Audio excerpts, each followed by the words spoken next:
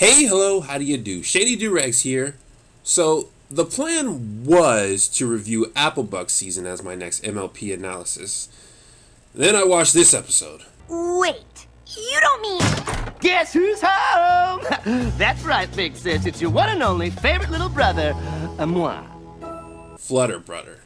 While I was watching this, for reasons I could not put my finger on, it was hitting me in a very uncomfortable way. So, I decided to make a video about it to better understand why. For those who have forgotten, here's a quick recap. Spoiler warnings. Fluttershy's brother, Zephyr Breeze, has declared he's once again moving back in with his parents. Fluttershy is upset that her brother constantly takes advantage of her parents, so she convinces them to kick him out. Zephyr moves out of his parents' place only to move in with Fluttershy. She allows it, but tells Zephyr he has to get a job. Zephyr tries a multitude of jobs, but messes up all of them. After 3 tries, Fluttershy kicks him out. Being forced to spend some time roughing it in the woods, Zephyr finally agrees to do it Fluttershy's way. He sets his mind on his original task of becoming a hairdresser and starts living as a pony who believes in himself. So, where does my confusion lie? Well, quite frankly, it's with Zephyr. This guy is one of my favorite character archetypes. A failure.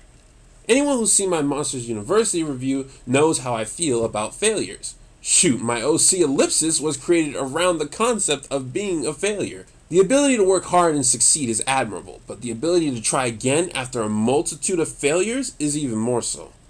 Not only that, but I relate a lot to Zephyr Breeze. This character is almost identical to my OC random person. Am I right, Rainbows? Stop oogling me and help settle this. He's cocky, he's annoying, and he feels his way of thinking is just on a different level than everyone else's.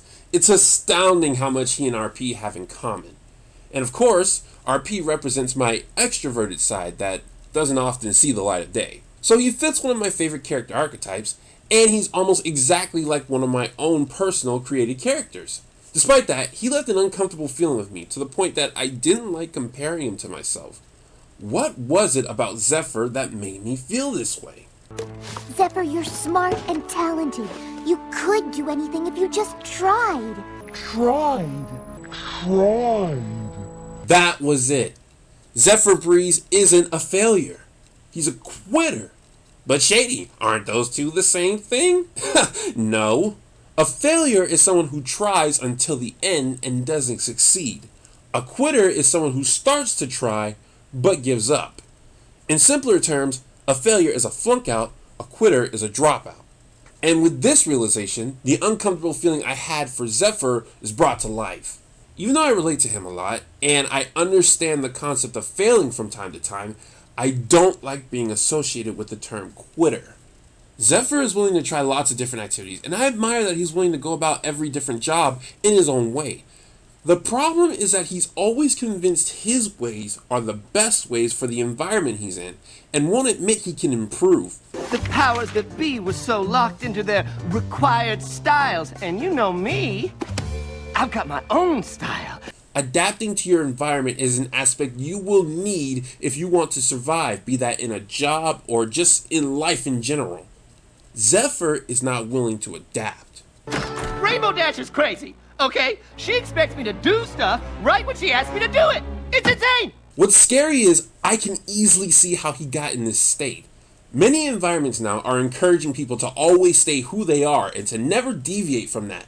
If for some reason an environment isn't working for you, it's probably because that environment isn't right for you. Sorry, sis, but when something's not the right fit, this pony's gotta fly. While that's true, you can push that mentality too far. If you're so convinced your current methods are always perfect that you're not willing to even learn the basics of a new position, or you're willing to give up every time things get hard, you won't ever improve. But I can't get angry at people with this mentality, because despite that it's a mentality of a quitter, it's not that far off from the fears of a failure. The fear of failing is one thing I constantly talk about. It's hard to work for your goals. It's even harder to work for your goals, fail, and decide to try again. The reason I admire the aspect of a failure is because the more one fails, the harder it is to try. Eventually, it starts to feel like you're wasting your time whenever you try. Zephyr simply has the mentality that once something becomes uncomfortable, it's certain that it's a waste of time. It's an incorrect mentality, but a very easy one to fall into. Keep trying. Finish something for once. Maybe that way you'd actually find something you like to do. That all sounds fine for your friends, but it's just not me.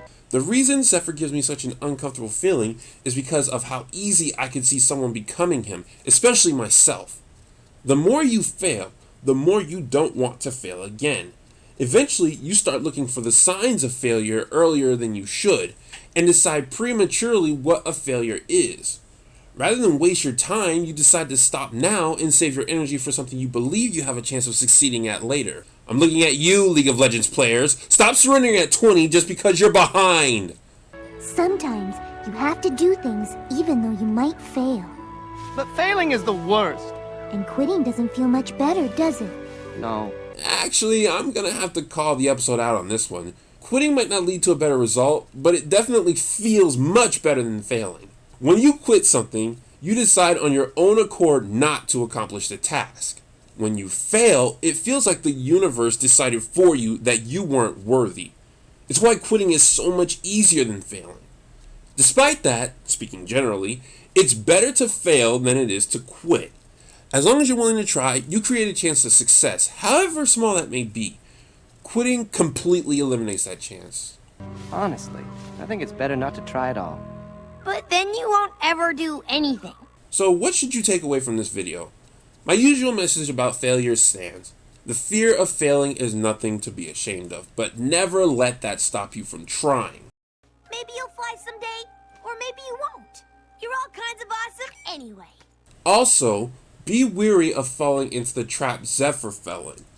You are indeed special, and you can find your own special way of doing things in your environment. But don't spend so much time trying to force your way to work that you ignore the concept of adapting. Learn the basics, push through the uncomfortable moments, and most importantly, give it your all. This has been Shady Doorags. So long, farewell, I'd say goodbye.